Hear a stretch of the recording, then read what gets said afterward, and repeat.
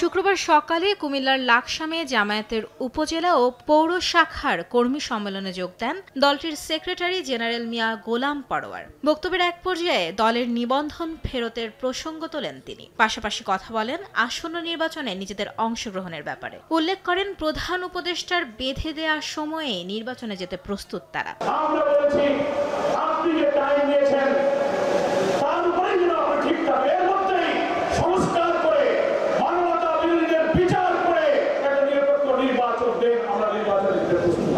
এদিন বিকেলে চট্টগ্রামে মহানগর মহিলা দলের কর্মশালায় যোগ দিয়ে নির্বাচন প্রসঙ্গে কথা বলেন দলটির স্থায়ী কমিটির সদস্য সেলিমা রহমান। অভিযোগ তোলেন ভোট নিয়ে একটি গোষ্ঠীর বক্তব্যে বাকশালের ইঙ্গিত পাওয়া যাচ্ছে। দেখা যাচ্ছে একটি গ্রুপ তারা নির্বাচনের বিরুদ্ধে কথা বলছে, কিছু কিছু রাজনৈতিক দল তারা চাচ্ছে দেশ যেন তাদের কথায় আবার সেই একদলীয় বাকশালী সুরের গন্ধ পাচ্ছি। এর আগে সকালে জাতীয় প্রেস ক্লাবের সামনে বিএনপি নেতা ইলিয়াস আলী সহ অন্যান্য নেতাকর্মীদের সন্ধানের দাবিতে সমাবেশ করে গণতান্ত্রিক পরিষদ। সেখানেও নির্বাচন নিয়ে অপচেষ্টা চলার অভিযোগ করেন দলটির ভাইস চেয়ারম্যান শামসুজ্জামান দুদু।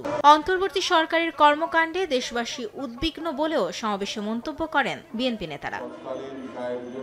মাইমুনা হায়দার চৌধুরী, সময় সংবাদ, ঢাকা।